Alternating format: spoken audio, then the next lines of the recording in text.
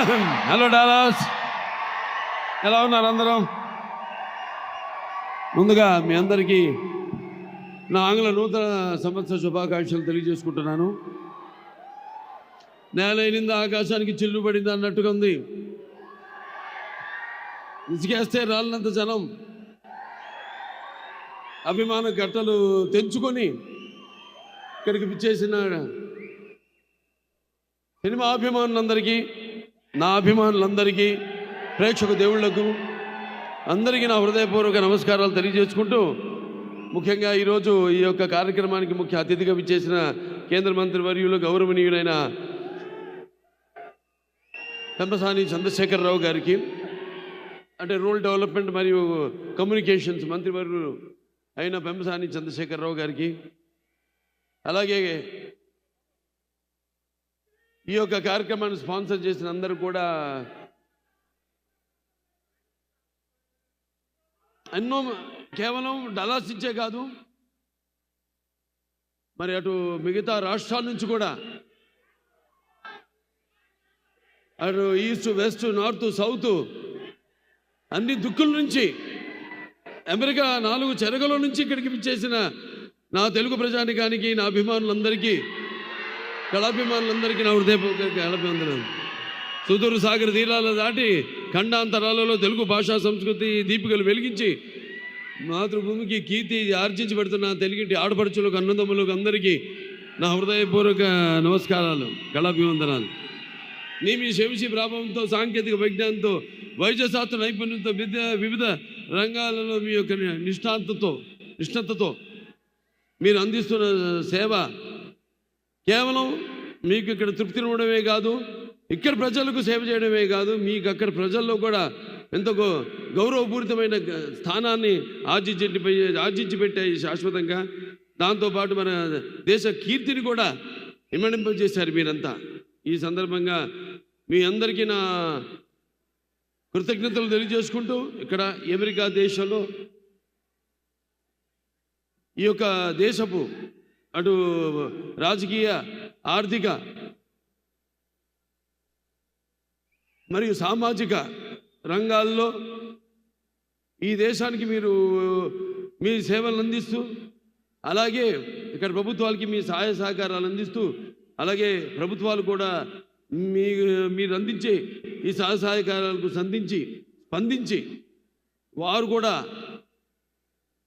మీ యొక్క బాగోగుల కోసం చేస్తున్న ప్రయత్నాలన్నిటికీ కూడా వారికి కూడా నా కృతజ్ఞతలు తెలియజేసుకుంటూ, అంతేకాకుండా జనని జన్మ భూమిష్ట స్వర్గాదపి గరీయసి, అంటే ఇక్కడ మీరు ఎంత సంపాదించినా మళ్ళీ తిరిగి ఇవ్వడం, ఎంత సంపాదించింది కాదు, మనం తిరిగి మన పుట్టిన గడ్డకి, మన పుట్టిన జాతికి, మన పుట్టిన కుటుంబానికి, మన పుట్టిన ఊరికి ఏవి మనం తిరిగి ఆ రుణం తీర్చుకుంటున్నాం. నాన్నగారు ఎప్పుడు ఆయన జీవితాలు ఎప్పుడు రుణశేషం శత్రుశేషం అలాగే అగ్నిశేషం అంటారు, ఉంచకూడదంటారు. అంతేకాకుండా ఆయన మెడ్రాస్లో పెరిగి ఒక నటుడిగా ఎదిగాడు ఆయన. మరి ఆ నీళ్లు తాగి ఆ నీళ్ళతో స్నానం చేసి పెరిగిన ఆయన, ఆ స్థాయికి వచ్చిన ఆయన తిరిగి చెన్నైకి కూడా తిరిగి నీళ్ళు ఇచ్చారంటే నీళ్ళ రుణం కూడా ఉంచుకోలేదు ఎన్టీఆర్. That is NTR. తిరిగి తెలుగు గంగ ద్వారా చెన్నైకి అయితే నగరానికి నీళ్లు లేవో తాగడానికి ఆ నీళ్లను కూడా తిరిగి ఇచ్చిన మహామనిషి నందమూరి తారక రామారావు గారు. అంటే ముందుగా నాకు ధన్యమైన జన్మనిచ్చి నన్ను మీ అందరి గుండెల్లో ఆయన ప్రతిరూపంగా నిలిపినందుకు దైవాంశ సంభూతుడు. అలాగే నాకు ఆయన కేవలం ఒక తండ్రిగానే కాకుండా నా గురువు, దైవం, ఆయన కారణ జన్ముడు, ఆయన విశ్వవిఖ్యాత నట సార్వభౌమ నటరత్న, తెలుగుదేశం పార్టీ వ్యవస్థాపకులు, అలాగే డాక్టర్ పద్మశ్రీ నందమూరి తారక రామారావు గారికి ఆయన ఈ శత జయంతి సందర్భంగా మొన్న మే 28న జరుపుకున్నాము. ఇక్కడ కూడా చాలా మన వాళ్ళందరూ కూడా జరుపుకున్నారు. మొత్తం అమెరికాలో జరుపుకున్నారు మన వాళ్ళంతా. అలాగే మొన్నటికి మొన్న ఆయన మొదటి సినిమా అయిన మన దేశం విడుదలయ్యి 75 సంవత్సరాలు పూర్తి కావడం, అలాగే నేను ఈ చలనచిత్ర పరిశ్రమలోకి వచ్చి 50 సంవత్సరాలు కావడం, ఇది ప్రపంచ రికార్డు. ఇంతవరకు ఎవ్వరూ ప్రపంచంలో 50 సంవత్సరాలు హీరోగా ఎవరు రాణించలేకపోయారు. ఒక 25-30 సంవత్సరాలు చేయడం, తర్వాత రిటైర్ అవ్వడం, లేకపోతే వేరే క్యారెక్టర్ రోల్స్కి వాళ్ళు షిఫ్ట్ అవ్వడం జరిగింది. కానీ ఒక హీరోగా 50 సంవత్సరాల ఘనత నాకు దక్కింది. అది ఆ పుణ్య దంపతులు బిడ్డగానే పుట్టినందుకు అది వాళ్ళ ఒక ఆశీస్సులు, ఆ కళమ్మ తల్లి ఆశీస్సులు, నా ప్రేక్షక దేవుళ్ళ ఆశీస్సులని నేను భావించుకుంటాను. అంటే రామారావు గురించి ఎంత చెప్పినా ఆ సూర్యుడిని వేలుతో చూపించినట్టే అవుతుంది. ఆయన నడుస్తుంటే మరి పౌరాణికాలు ప్రాణం పోసుకున్నాయి, జానపదాలు జాబులీలు పాడాయి, సాంఘికాలు సామాజిక గమనాలు అయ్యాయి, పద్యం పదునెక్కింది, పాట నాట నిలిచింది. అలాగే కళామ తల్లి కన్నుల పండుగ చేసుకుంది, కళకళలాడింది, గలగల నవ్వింది. మరి కేవలం మన దేశంలోనే కాదు, ప్రపంచంలో ఎక్కడ మనం వెతికి చూసినా, ఎక్కడ మనం గాలించినా కూడా మరి అటువంటి ఒక నటుడు ఎవరైతే నటనలో పరకాయ ప్రవేశం చేసి అడుమడుగులో ఆ పాత్ర నింపుకుని ఎలాగైతే నటనకు జీవం పోశారు ఆయన, అలాగే ప్రతి పాత్రను, అంటే ఒక రాముడు, కృష్ణుడు, దుర్యోధనుడు, లేకపోతే భీముడు, ప్రతి నాయకుడు కానివ్వండి, నాయకుడు కానివ్వండి ఎలా ఉంటారు అంటే, ఒక రామారావు గారు ఒక శిల్పాన్ని చెక్కి శిల్పి కూడా ఆయన ముఖ కవళికలు చెక్కవలసిందే తప్ప, అంటే అటువంటి లార్జర్ దెన్ లైఫ్ జీవితం నందమూరి తారక రామారావు గారికి. మరి ఆయన ఆనాడు ప్రతి తెలుగు బిడ్డ, ప్రతి తెలుగు మట్టి గడ్డ కూడా నేను తెలుగు వాడిని అని చాటి చెప్పే ఒక ధైర్యాన్ని, ఒక స్థైర్యాన్ని, ఒక దిగువుని, ఒక ఆత్మవిశ్వాసాన్ని, అలాగే ఒక ఆవేశాన్ని వాళ్ళని బయటికి తీసుకొచ్చి చెప్పే ఒక సత్తా ఇచ్చిన తెలుగు తేజం నందమూరి తారక రామారావు గారు. అలాగే తెలుగుదేశం పార్టీ పెట్టి మరి ఆనాడు ఎంతోమంది ఈ రాజకీయాలకి దూరంగా ఉన్న ఎంతోమందిని, అసలు రాజకీయాలంటే కూడా తెలియని వాళ్ళని, ప్రతి తెలుగు బిడ్డ బొడ్డు కొయ్యక ముందే రాజకీయాలేంటో తెలియజేసిన వాళ్ళలో చైతన్యం రగిల్చిన ఒక నాయకుడు నందమూరి తారక రామారావు గారు. అందుకే నేను అంటుంటాను, ఎన్టీఆర్ అంటే కేవలం నందమూరి తారక రామారావు గారు కాదు, అంటే నటనాలయం, ఆయన ఇల్లు ఒక నటనాలయం, అందులో ఆయన ఒక నటరాజు నరసింహుడు. టీ అంటే తార మండలంలోని తారక ధ్రువ తారకుడు. ఆరంటే రాజాజు రాజర్షి రాజకీయ రమణీయ గమనీయ గుణధాముడు. అందుకే ఆయన అందరి గుండెల్లో నిండుగా మెండుగా ఉండి నేను ఎప్పుడు మీకు అండగా ఉంటానని చెప్పి తెలుగుదేశాన్ని పార్టీని స్థాపించారు. ఎన్నో విప్లవాత్మకమైన పథకాలను ప్రపంచంలోని ఎవరు ధైర్యం చేయని, సాహసించని ఎన్నో విప్లవాత్మకమైన పథకాలను ప్రవేశపెట్టారు. అలాగే ఆ పథకాలన్నీ కూడా ఎన్టీఆర్ రాజకీయాల్లోకి రాకముందు, వచ్చిన తర్వాత ఆ పథకాలు అంటే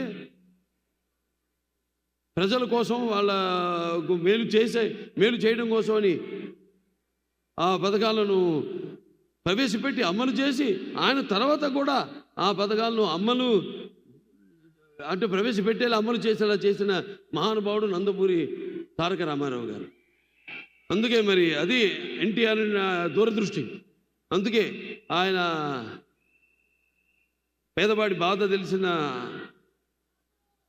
నాన్న ఆయనే. అలాగే జనం భవితకు ఒక బాట చూపించిన నాన్న ఆయనే. అలాగే ఆయన్ని ముందుండి మంగళహారతులు పట్టి ఆయన్ని ఒక అన్నగా భావించి గౌరవించిన, మహిళలకు ఆర్థిక స్వాతంత్రాన్ని ఇచ్చిన అన్న కూడా నందమూరి తారక రామారావు గారు. ఇది ఇంకా చెప్పుకుంటూ పోతే ఆయన చేసిన విప్లవాత్మకమైన పథకాల గురించి నేను చెప్పాను. ఆ సూర్యుడిని వేలుతో చూపినట్టు అవుతుందని. ఇక నా విషయానికి వస్తే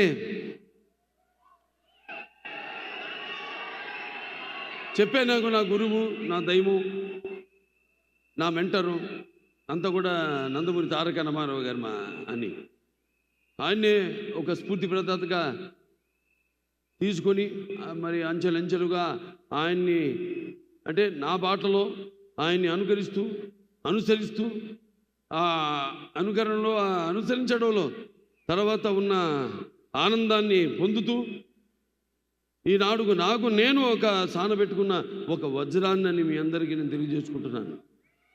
అంటే నేను ఎప్పుడూ అంటూ ఉంటాను, చాలామంది ఎన్నో రకాలుగా విమర్శలు కురిపించారు, వాటిని పట్టించుకొని నేను చెప్పేవాడు నవ్వేవాడు నవ్వని ఏడ్చేవాళ్ళు ఏమని అన్నట్టు నేను అనుకున్నది ఆ బాటలోనే నాకు ఆధ్యాత్మిక చింతన ఎక్కువగా ఆయన నడిపిస్తాడు ఆ భగవంతుడే, ఆ పుణ్య దంపతులే నడిపిస్తారు అని ఒక నమ్మకం, విశ్వాసం, దృఢమైన విశ్వాసం వేరు, దృఢమైన విశ్వాసం వేరు. ఆ దృఢమైన విశ్వాసంతోనే ఇలా 50 ఏళ్ళైంది ఇండస్ట్రీకి వచ్చి ఎన్నో రకరకాల పాత్రలు చేశాను. మొదటి బొట్టు దిద్దింది ఆయనే, తిలకం పెట్టింది ఆయనే.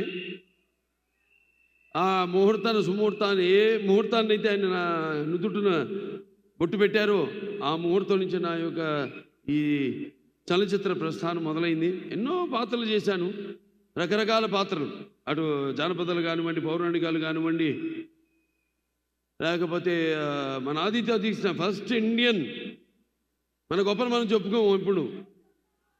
ఇప్పుడు వస్తున్న టెక్నిక్ వీళ్ళు ఎక్కడ ప్రస్తావన లేదు ఆ సినిమా గురించి. చేయబోతున్నాను దాని సీక్వెల్ కూడా అతి త్వరలో. ఫస్ట్ ఇండియన్ సోషియో ఫ్యాంటసీ చేసింది మన తెలుగు వాళ్ళు అని యావత్ భారతదేశం గర్వపడాల్సింది. అటువంటిది చాలామంది తెలియదు ఆ సినిమా గురించి, వేరే భాష వాళ్ళకి. అలా ఎన్నో అటు ఫ్యాంటసీలు కానివ్వండి, పౌరాణికాలు కానివ్వండి, ఇన్ని పాత్రలు చేసే అవకాశం నాకు దక్కినందుకు అది నా పూర్వజన్మ సుకృతంగా భావిస్తున్నాను. అలాగే ఒక్కొక్క సినిమా అంటే వయసు పెరుగుతున్న కొద్దీ ఎలా అంటే ఒక సినిమా ఇంకా నాకు బాగా మెచ్యూరిటీ అంటే సినిమాల గురించి, పాత్రల గురించి ఇంకా ఎక్కువ నా సొంతంగా నేను ఒక నిర్ణయం తీసుకునే ఒక స్థాయికి నేను ఎదగగలిగాను అన్న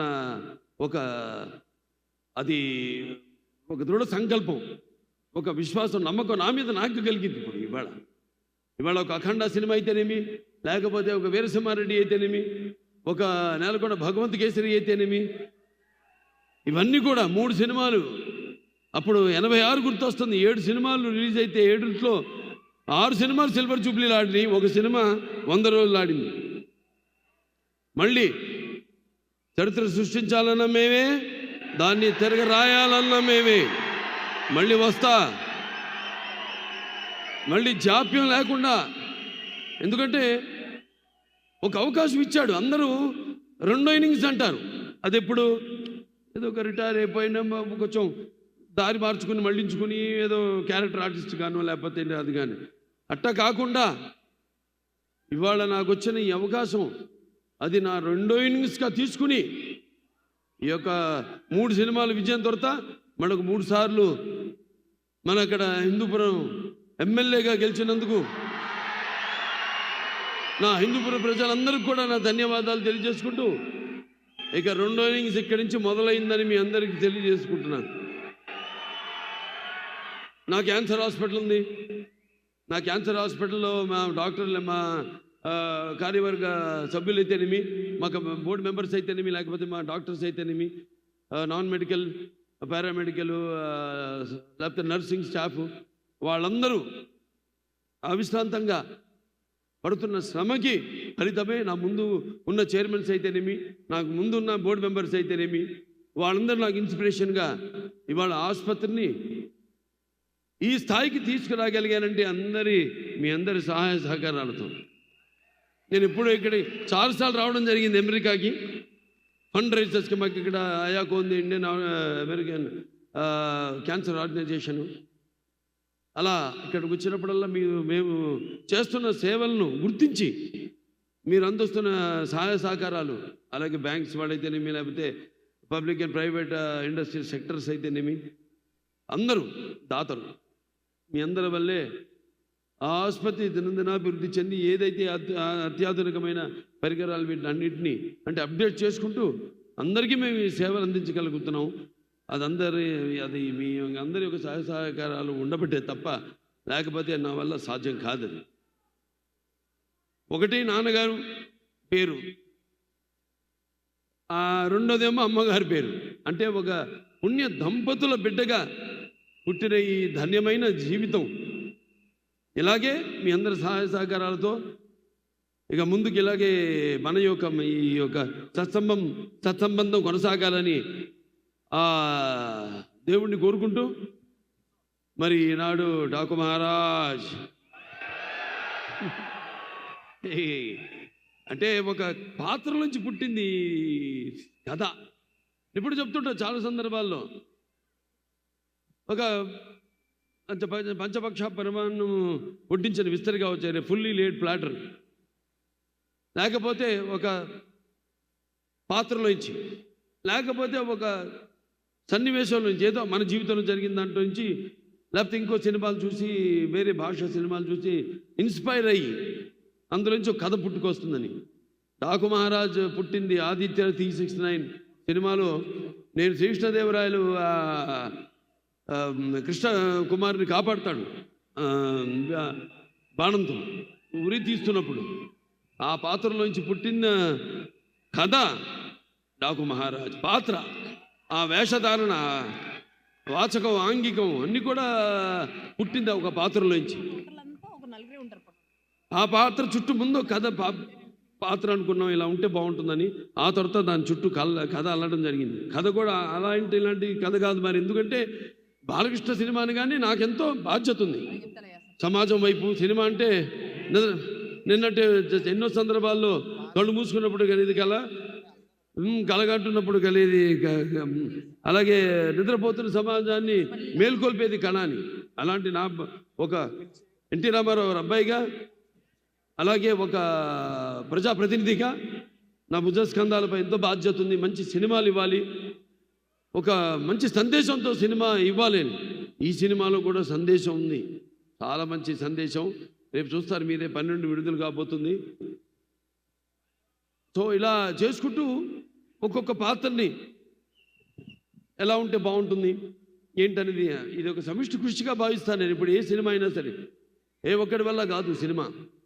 సో అలాగే నిర్మాత నాగవంశీ గారికి నా మీద, బాబీ డైరెక్టర్ గారి మీద ఉన్న నమ్మకం, మీ ఇద్దరం కూర్చుని మరి అంతా డిస్కస్ చేసి సబ్జెక్ట్ ఎలా ఉంటే బాగుంటుంది అని ఒక డిజైన్ చేసుకుని సబ్జెక్ట్ని చేసిన సినిమాని రేపు రాబోతున్న మన డాకు మహారాజ్. డాకు మహారాజ్ టైటిలే చాలా, ప్రతి టైటిల్ నాకు ఒక ఛాలెంజ్. సరే ఏం చేద్దాం, టైటిల్ ముందు అనౌన్స్ చేద్దామంటే వద్దన్నా, నేనే హ్యాపీ వద్దండి, అది సినిమా టీజర్తో పాటు మనం రిలీజ్ చేద్దాం, అప్పుడే ఆ టైటిల్కి ఫుల్ జస్టిఫికేషన్ చేసిన వాళ్ళు అవుతాం. ముందు జనానికి ఎక్కాలి, టైటిల్ ఎక్కాలంటే నా అభిమానులు ఉన్నారు, వాడే నా ప్రచారకర్తలు. ఏ సినిమా నేను నా ప్రతి అడుగు, ఎందుకంటే నాదొక ఓపెన్ బుక్ అని అందరు తెలిసిందే, దాపరికాలు లేవు, ప్రతిదీ తెలుసు. కాబట్టి ముందు మరి భావసురాణి జన్మాంతర సౌహృదాన్ని అంటారు.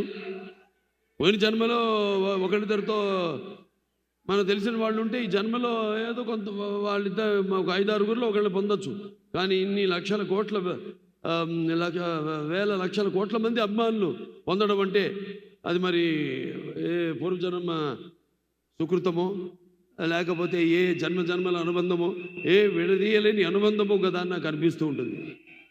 సో ముందు వాడిని దృష్టిలో పెట్టుకుంటాను, అలా ఒక కథను తయారు చేసుకోవడం. మరి ఈ సినిమా విషయానికి వస్తే అందరూ అద్భుతంగా, అందరూ అంటే నటీనటులు కానివ్వండి, లేకపోతే తాంత్రిక నిపుణులు కానివ్వండి, అందరూ కూడా చాలా అద్భుతంగా ఎవరెవరు వాళ్ళు ఒక కర్తవ్యాన్ని అప్పచెప్పిన పనిని వాళ్ళు 100% పాళ్ళు వాటికి న్యాయం చేశారని చూస్తారు రేపు సినిమా స్క్రీన్ మీద. డిఫరెంట్ జానర్ అంటే మన తెలుగువాడు ఏంటనేది కూడా ఈ సినిమాలో ద్వారా తెలియజేయడం జరిగింది. సో అలా చాలా మంచి నిర్మాత మా నాగవంశీ గారు.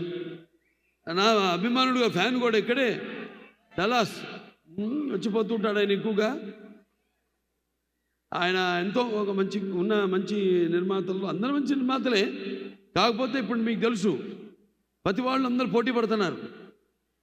ఏది ఎంత కుంచుకుపోయింది, ప్రపంచం అంతా కుంచుకుపోయింది. ఇన్స్టాగ్రామ్ అని, లేకపోతే వాట్సాప్లని, ఇలా ఎక్కడెక్కడ మొత్తం కుంచుకుపోయిన ఓటీటీ ప్లాట్ఫామ్ కానీ, ఇదంతా కూడా కాంపిటీషన్ పెరుగుతున్నప్పుడు వాటిలన్నిటికీ సవాలుగా నిలబడింది ఒక్క బాలకృష్ణ. రెడీ, వాళ్ళ పని వాళ్ళు చేసుకుంటారు, మన పని మనం చేసుకుందాం అంతే. వాళ్ళ గురించి మనం ఏది భారంగా భావించకూడదు, లేకపోతే బాధగా భావించకూడదు. వాళ్ళు చేసుకోనివ్వండి. ఎందుకంటే టెక్నిక్ పెరుగుతుంది. టెక్నిక్ పెరుగుతున్న కొద్దీ మరి వస్తున్న తరం కూడా ఆ టెక్నిక్ని అడాప్ట్ చేసుకుని, ఇప్పుడు ఆర్టిఫిషియల్ ఇంటెలిజెన్స్ ఉంది, ఎంతవరకు వాడుకోవాలి అంతవరకు వాడుకోవాలి. దాన్ని మితిమీరి వాడితే అది మన మొగుడే కూర్చుంటుంది. అదే అయింది. ఏదో రోబో ఒక చెత్తను తీసుకెళ్ళి పడేయాల్సిన సందర్భంలో క్రషర్లో మనిషిని ఎత్తిపడేసింది తైవాన్లో. సో దేనికి వాడాలి, ఎంతవరకు వాడాలి, మనల్ని అది అధిగమించకుండా మన చెప్పు చేతల్లో ఎప్పుడు టెక్నిక్ అంటాను. Anything is technique. మా ఫిలిం ఇండస్ట్రీ కూడా ఇప్పుడు టెక్నిక్గా ఇవాళ బాగా ఎదిగింది ఇండస్ట్రీ. ఇవాళ పాన్ ఇండియా. ఇవాళ మనం అందరికీ పోటీ ఎక్కడ లేదు అసలు తెలుగు సినిమాలకి. అటువంటి స్థాయికి మనం ఎదిగామంటే అదంతా మన సృష్టికి సృష్టికర్త అయిన మన తెలుగు దర్శకులు, వాళ్ళందరూ కూడా వాళ్ళ మీద నమ్మకం పెట్టుకుని సినిమాలు నిర్మిస్తున్న నిర్మాతలు. నేను చేశాను ఆదిత్య తీసిన నానాడే మొదటి ప్రయత్నం అది.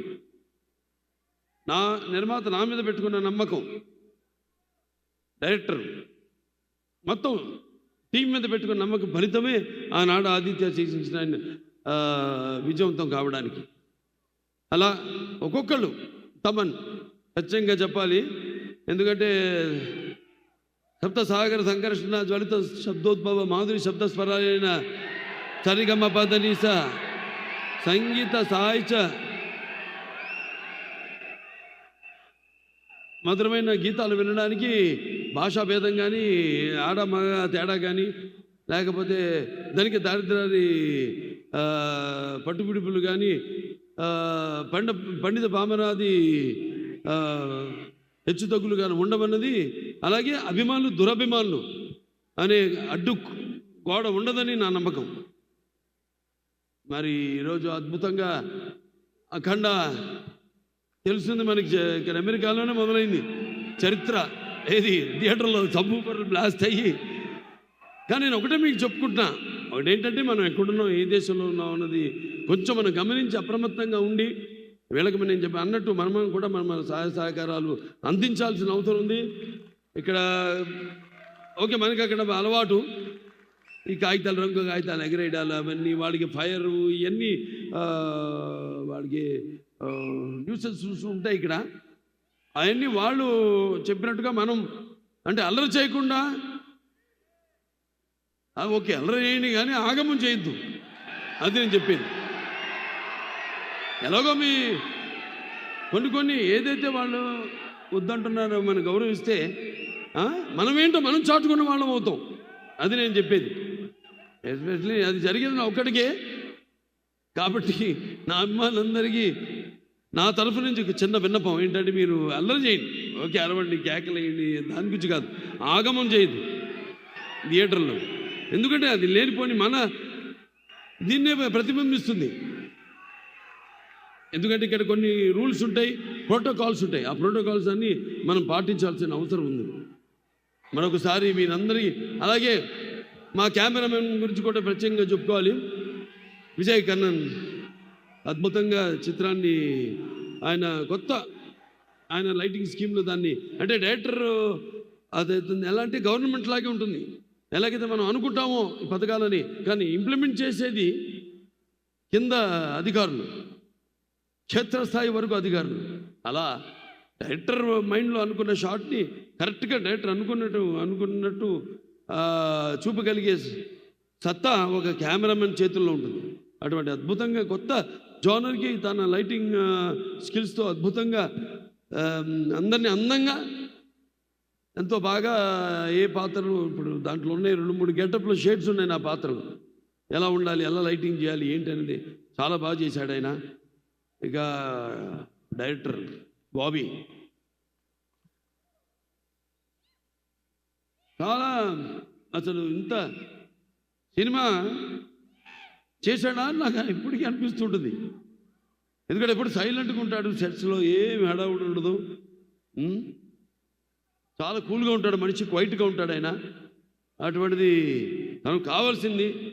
అలాగే ఎవరైనా సూచనలు ఇస్తే అవి తీసుకుని ప్రొడ్యూసర్ కానివ్వండి, అనుభవం ఉన్న ప్రొడ్యూసర్ లేకపోతే అనుభవం ఉన్న నటుడు ఇక్కడ ఉన్నాడు, మేము చెప్పినవి మళ్ళీ అంతర్మతనం చేసుకుని ఎంతో అద్భుతంగా స్క్రిప్ట్ని మలిచి, అంటే ముత్యాలు ఏటపాలుగా దొరికితే చూడడానికి ఎంత అందంగా ఉంటాయో అంత అందంగా ఆ నటీనటుల నుంచి హావభావాలని రాబెట్టుకోగలిగిన సత్తా. అలాగే మన మ్యూజిక్ డైరెక్టర్ తమ నుంచి కూడా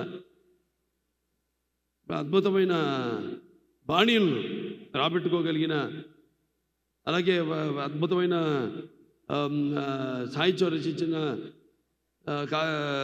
శ్యామ్ గారు అయితేనేమి, అనంత శ్రీరామ్ గారు చాలా అద్భుతంగా అన్నీ కుదురుతాయి. కొన్ని సినిమాలకి అన్నీ బాగా కుదురుతాయి. అందుకంటే ఈ సంవత్సరం రామారావు గారి యొక్క జయంతి ఉత్సవం అయితేనేమి, లేకపోతే ఆయన ఇండస్ట్రీకి ఎంటర్ అయిన 75 సంవత్సరాలు మొన్న పూర్తి అవ్వడం అయితేనేమి, నా ఈ 50 సంవత్సరం కావడం అయితేనేమి, నేను అటు క్యాన్సర్ హాస్పిటల్కి చైర్మన్గా 15 సంవత్సరాలు అయింది నేను బాధ్యతలు చేపట్టి. ఇవన్నీ ఒక నెక్స్ట్ ఇయర్ మళ్ళీ మనకి సిల్వర్ జూబ్లీ జరుగుతుంది క్యాన్సర్ హాస్పిటల్కి. 25 సంవత్సరాలు అవుతుంది మన క్యాన్సర్ హాస్పిటల్ పెట్టి. సో ఇలా అన్ని కాకతాళీయం యాదృచ్ఛికం అనుకుంటా అంతా అంతే. అక్కడి నుంచి ఏదో ఒక పాలపొంత ఒక విస్ఫోటనం జరిగితే తప్ప ఇలాంటివి చాలా అరుదుగా జరుగుతాయి.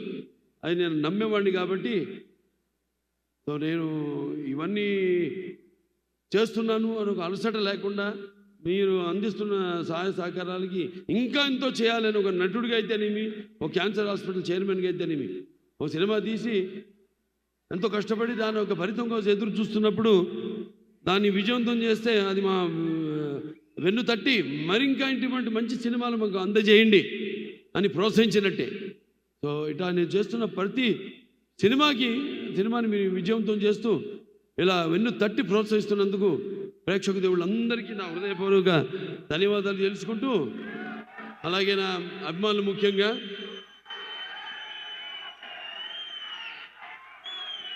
మీరందరూ కూడా కేవలం నేనే కాదు, అది నేను చేస్తున్న సేవా కార్యక్రమాలకు స్పందించి మీరు కూడా మీ యొక్క వంతు సహాయ సహకారాలు ఇవాళ ఇప్పుడు మన బాల యువసేన వాళ్ళు $38,500 ఇవ్వడం జరిగింది క్యాన్సర్ హాస్పిటల్కి. అలా ఎంతోమంది అటు అక్కడేమో హెల్పింగ్ హ్యాండ్స్ అయితేనేమి, మన అనంతపురం, ఇలా ఎంతోమంది కూడా మంచి మంచి సేవా కార్యక్రమాలు కేవలం సినిమా వినోదం కోసం కాదు, నేను చేస్తున్న ప్రతి పని ఆదర్శంగా ఎలాగైతే నేను మా నాన్నగారిని తీసుకున్నానో అలాగే మీరందరూ కూడా తీసుకుంటూ మీకు అంటూ ఒక ప్రత్యేకమైన స్థానాన్ని మీరు ఆపాదించుకున్నందుకు నాకు చాలా గర్వంగా ఉంది. ఇలాంటి అభిమానులు నాకు ఉండడం. సో మరొకసారి అందరికీ మంచి సినిమా వస్తుంది సంక్రాంతికి. అలాగే సంక్రాంతి అంటే అచ్చమైన తెలుగు పండగ సంక్రాంతి, మన పండగ అని చెప్పుకునే పండగ సంక్రాంతి. తర్వాత ఉగాది అఫ్కోర్స్ చూసే ఉంటారు, మన గౌతమిపుత్ర శాతకర్ణి ఉగాది పండుగ మనం ఎందుకు జరుపుకుంటా ఉన్నది. ఇవాళ మరి ఈ సంక్రాంతి అన్నది ఒక రైతుల పండగ. వాళ్ళు దుక్కు దున్ని నారు పోసి విత్తనాలు, దాని తర్వాత మన నీరు పోసి ఆ తర్వాత బండాక దాని కోతలు కోసి బస్తాలు నింపి మరి బండ్ల మీదకి ఎక్కించుకుని ఆ సంవత్సరం అంతా పడిన కష్టాన్ని మరిపించే ఒక పండగ సంక్రాంతి. అలాగే సంక్రాంతి అనగానే ఇప్పుడే చూశాను పిల్లల్ని ఎంతో ముస్తాబు చేసి వాళ్ళ తల్లిదండ్రులు పిల్లలకి ఇక్కడికి పంపించి ఎంతో అద్భుతంగా ఎంట్రుకలు నిక్కుపొడుచుకునేలా చాలా అద్భుతంగా వాళ్ళు వాళ్ళ నాట్యాన్ని ప్రదర్శించారు. వాళ్ళ తల్లిదండ్రులకి ముందుగా అభినందనలు తెలియజేసుకుంటున్నాను. తర్వాత పిల్లలకి నా ఆశీస్సులు తెలియజేసుకుంటున్నాను. ఈ సంక్రాంతి పండుగ మరి గొబ్బెమ్మలతో మరి ఒక భోగి మంటలతో హరిదాసుల కీర్తనలతో అలాగే కొత్త అల్లుళ్ళతో మంచి రుచికరమైన పిండి వంటలతో అందరూ కలిసికట్టుగా జరుపుకునే మన ఈ సంక్రాంతి పండగకి చాలామంది ఇక్కడి నుంచి పండగలంటే వస్తున్నారు అక్కడికి.